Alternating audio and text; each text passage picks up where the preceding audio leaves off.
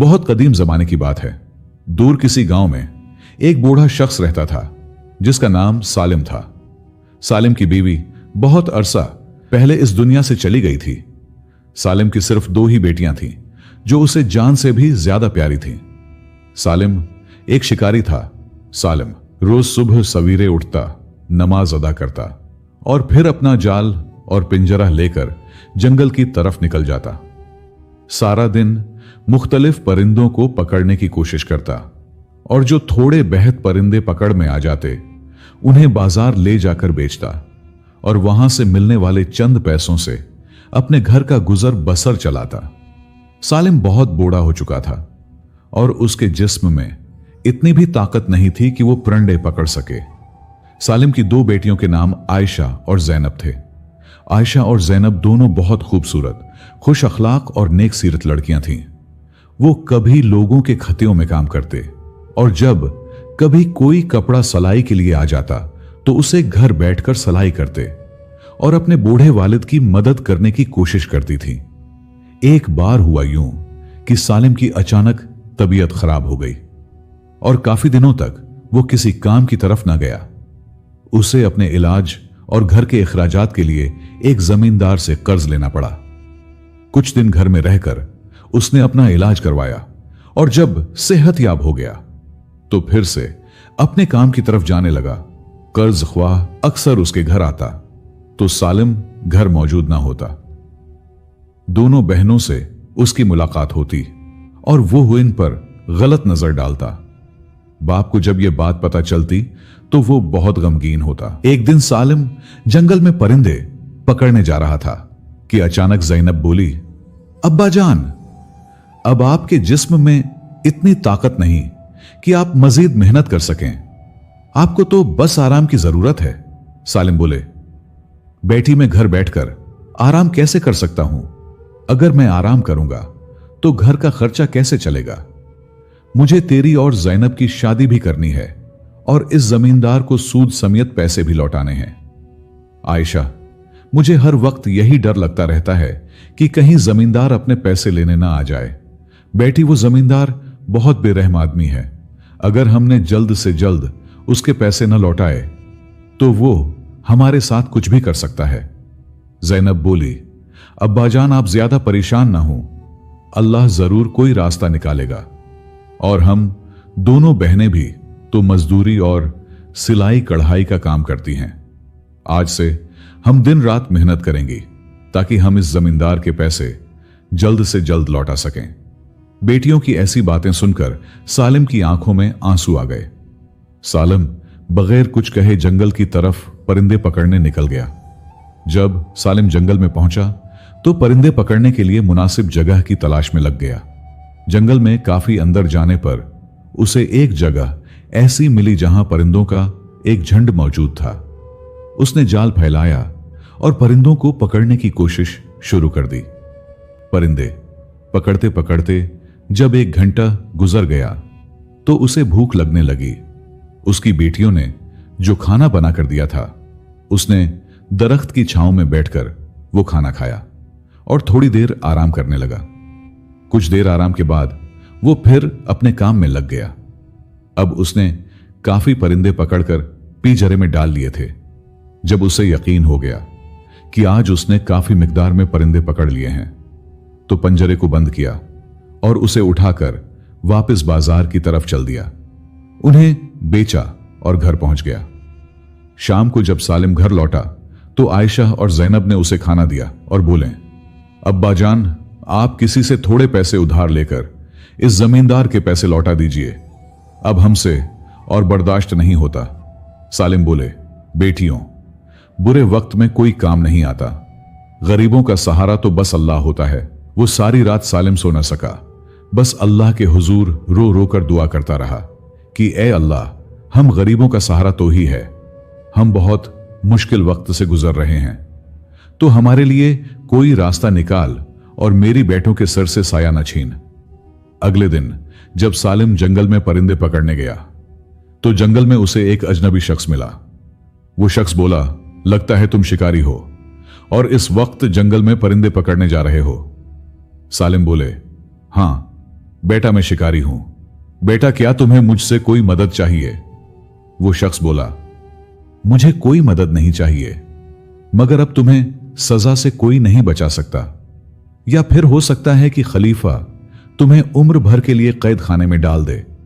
यह सुनकर सालिम घबरा गए और बोले, बेटा ये तुम क्या कह रहे हो? मैंने तो कोई ऐसा काम नहीं किया जिसकी वजह से खलीफा मुझे सजा दे। वो शख्स बोला, क्या तुम नहीं जानते कि खलीफा ने जंगल में शिकार से मना किया है? अब तुम्हें मेरे साथ खलीफा के पास चलना होगा। सालिम बोले, बेटा अगर मैं परिंदे ना पकड़ूंगा तो मेरे घर का गुजारा कैसे चलेगा? वो शख्स बोला, अगर तुम चाहते हो कि खलीफा तुम्हें सजा ना दे तो तुम्हें मुझे कुछ पैसे देने होंगे, तभी मेरा मुन्ना बंद हो सकेगा। अजनबी की बातें सुनकर सालिम की आंखों में आंसू आ गए। सालिम को रोते देखकर वो शख्स बोला, अब रो क्यों रहे हो? रोने धोने से काम नहीं चलेगा।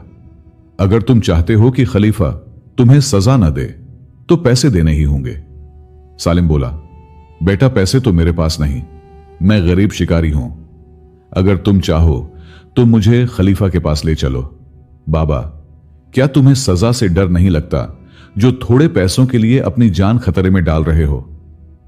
वो अजनबी से बोले, बेटा घर में मेरी 2 बेटियां भी हैं और मुझे उनकी शादी भी करनी है। उनकी शादी से पहले मुझे एक जमींदार के पैसे भी लौटाने हैं। वो आए दिन मेरी बच्चियों को जलील करता है।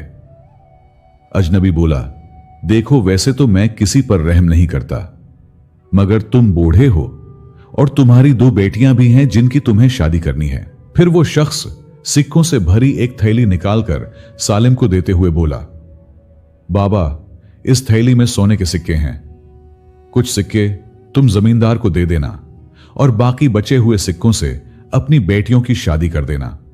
अब तुम यहां से जाओ, इससे पहले कि तुम्हें कोई और देख ले। सालिम ने इस शख्स को बहुत दुआएं दें और खुशी से घर की तरफ चल दिया। कड़ी धूप की वजह से चलते चलते उन्हें रास्ते में चक्कर आने लगे, इसलिए वो एक कुएं के पास आराम करने एक दरख्त की छांव में बैठ गए। कुछ ही देर बाद उनकी आंख लग गई। इतने में एक चोर वहां से गुजर रहा था। वो चोर कोई पक्का चोर नहीं था, बल्कि उसके घर में बीवी और भूखे बच्चे मौजूद थे जिनके लिए उसने खाने का इंतजाम करना था। जब इस चोर ने सालिम को देखा तो उनके पास आया और सिक्कों वाली थैली चोरी करके ले गया। थोड़ी दूर जाने के बाद जब इस आदमी ने थैली खोलकर देखी तो खुशी से नाचने लगा और बोला, अरे वाह, इतने सारे सिक्के, आज तो मेरी किस्मत खुल गई। अब मेरी बीवी और बच्चों को भूखा नहीं सोना पड़ेगा। इन सिक्कों से तो मेरा कई सालों का गुजारा हो जाएगा। इतना कहकर वो चोर अपने घर की तरफ चल दिया। इधर जब सालिम की आंख खुली तो वो थैली ढूंढने लगा, मगर सोने के सिक्कों वाली थैली न मिली। तब सालिम बहुत घबरा गए और खुद को कोसने लगे, या अल्लाह ये क्या हो गया? मैं न जाने कैसे सो गया। न मैं सोता और न मेरी थैली चोरी होती। बरसों बाद एक अच्छा मौका आया था, मगर अब वो भी हाथ से निकल गया। अब मेरी बेटियों की शादी कैसे होगी और मैं इस जमींदार का कर्ज कैसे चुकाऊंगा? या अल्लाह, मुझ बूढ़े और लाचार की मदद फरमा। इधर वो चोर घर पहुंचकर अपनी बीवी से बोला, खुशबख्त, तुम मुझे हमेशा कोसती थी ना कि मैं कुछ काम नहीं करता। ये देखो सिक्कों से भरी थैली, इन सिक्कों से हमारा बहुत दिनों तक गुजारा हो जाएगा। उसकी बीवी बोली, आप इतने सारे सिक्के कहां से लाए? वो चोर बोला, मैं ये सिक्के चोरी करके लाया हूं। एक बूढ़ा आदमी दरख्त के नीचे सो रहा था, उसके पास से ये थैली चोरी कर ली। उसकी बीवी बोली, क्या आप दूसरों को तकलीफ देकर खुश रहना चाहते हैं? वो बेचारा बूढ़ा न जाने किस हाल में होगा, न जाने उसने ये सिक्के किस काम के लिए रखे होंगे और आप उन्हें चोरी करके ले आए। अरे वो बूढ़ा गरीब आदमी नहीं बल्कि पैसे वाला आदमी था। उसकी बीवी बोली, मुझे इस बात से कोई फर्क नहीं पड़ता कि वो बूढ़ा गरीब है या अमीर, बस हमें किसी की मेहनत की कमाई नहीं चाहिए, इसलिए आपको उसके पैसे लौटाने होंगे। खुशबख्त, तुम ये कैसी बेवकूफी वाली बातें कर रही हो? अब मैं उस बूढ़े को कहां ढूंढूं?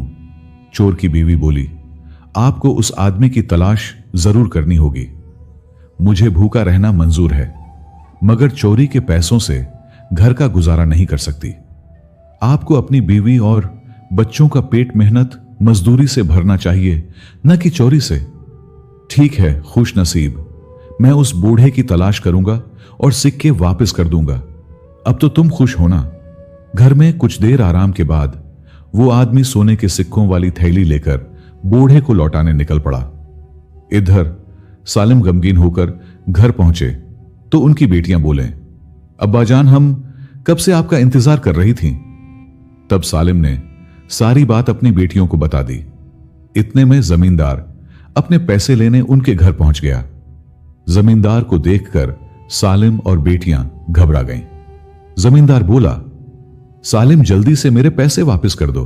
सालिम बोले, जनाब जमींदार, मैंने आपके पैसों का बंदोबस्त कर लिया था, मगर किसी ने मेरे सोने के सिक्कों वाली थैली चोरी कर ली।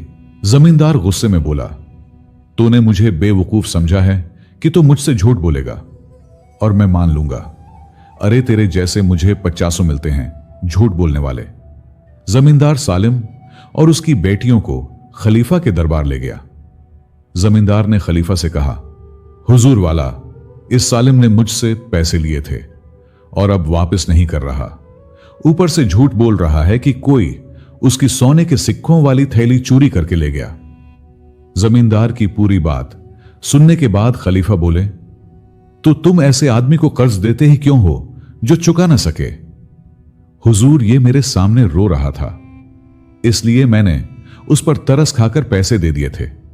खलीफा बोले, यहां के कानून के मुताबिक जो शख्स वक्त पर कर्ज न चुकाए उसके पूरे खानदान को कर्ज ख्वाह की गुलामी करनी पड़ती है, जब तक वो पूरा कर्ज न चुका दे। मगर मैं बूढ़े सालिम की उम्र का लिहाज करते हुए उन्हें एक दिन का वक्त और देता हूं। सालिम, अगर तुमने कल तक जमींदार के पैसे न लौटाए तो तुम्हें और तुम्हारी बेटियों को जमींदार की गुलामी करनी होगी। खलीफा का फैसला सुनते ही सालिम डर से कांपने लगे, क्योंकि अब उन्हें और उनकी बेटियों आयशा और जैनब को जमींदार की गुलामी करनी पड़ेगी। खलीफा का फैसला सुनने के बाद जमींदार सालिम और बेटियों के साथ वापस लौट आया और बोला, सालिम तूने मेरे पैसे 2 साल में न लौटाए, एक दिन में कैसे लौटाएगा। एक काम कर, अपनी खूबसूरत बेटियों में से एक की शादी मुझसे कर दे। तेरी बेटी मेरे साथ राज करेगी और मैं तेरा कर्ज भी मुआफ कर दूंगा। तब आयशा बोली, मैं तेरे जैसे इंसान से कभी शादी न करूंगी, तू बेरहम है, लोगों पर जुल्म करता है। जमींदार बोला, तू ठीक है, फिर मैं भी देखता हूं तुम लोग मेरे पैसे कैसे चुकाते हो, और मैं तेरे बूढ़े बाप से इतना काम करवाऊंगा कि तेरी रूह कांप उठेगी। अब मैं चलता हूं। फिर जमींदार वहां से चला गया और आयशा ने अपने वालिद से कहा, अब्बा जान, हम एक दिन में इस मनहूस का कर्ज कैसे चुकाएंगे। अगर हम कर्ज न चुका पाए तो हमें उसकी गुलामी करनी पड़ेगी। अब्बाजान, हम आप पर जुल्म होते नहीं देख सकते। अब्बाजान, अगर आप इजाजत दें तो मैं इस लालची इंसान से शादी कर लूं, वरना वो हम सब पर बहुत जुल्म करेगा। सालिम बोले, नहीं बेटी, तो इससे शादी ना करेगी। अगर हमारी किस्मत में उसकी गुलामी लिखी है तो हम इससे भाग नहीं सकते। बेशक हम गरीबों का सहारा वही अल्लाह है। इतना कहकर सालिम अपना जाल लेकर घर से निकल गए और कुएं के साथ उसी दरख्त के नीचे जाकर बैठ गए जहां सिक्कों वाली थैली चोरी हुई थी। बहुत देर तक आसमान की तरफ देखते रहे और न जाने क्या क्या सोचते रहे। उन्हें कुछ समझ नहीं आ रहा था कि क्या करें। इतने में वो चोर सालिम की तलाश में उसी दरख्त के पास पहुंचा। बूढ़े सालिम को देखकर वो बहुत खुश हुआ और बोला, बाबा, लगता है आप बहुत परेशान हैं। मुझे अपनी परेशानी बताएं, शायद मैं आपकी कुछ मदद कर सकूं। सालिम बोले, बेटा, कुछ दिनों के लिए मैंने एक जमींदार से कर्ज लिया था, मगर अब तक चुका न सका। अगर कल तक मैंने कर्ज न चुकाया तो मुझे और मेरी बेटियों को उसकी गुलामी करनी पड़ेगी। एक नेक दिल इंसान ने मुझे सिक्के दिए थे, मैंने सोचा था कि उनसे अपनी बेटियों की शादी करूंगा और जमींदार का कर्ज भी चुका दूंगा, मगर किसी ने मेरी थैली चोरी कर ली। वो आदमी थैली सालिम के हाथों में थमाकर बोला, बाबा कहीं ये वही थैली तो नहीं? सालिम थैली देखकर बोले, तुम्हारे पास ये थैली कहां से आई? इसे तो कोई चोरी करके ले गया था। वो आदमी बोला, दरअसल मैं एक चोर हूं, मेरी बीवी ये नहीं जानती। घर में वो और बच्चे भूखे थे। मैं किसी चोरी चकारी की तलाश में निकला था, मगर किसी ने काम ना दिया। सुबह आप मुझे उसी दरख्त के नीचे सूते नजर आए और मैंने आपकी थैली चोरी कर ली ताकि घर का गुजारा हो। घर जाकर जब मैंने बेबी को थैली दी तो उसने कहा कि भूखा रहना मंजूर है, मगर चोरी के पैसों से गुजारा ना करेगी। हो सके तो मुझे माफ कर दीजिए, मेरी वजह से आपको इतनी तकलीफ उठानी पड़ी। सालिम बोले, कोई बात नहीं बेटा, तुमने सिक्के लौटा दिए इसलिए मैंने तुम्हें माफ कर दिया।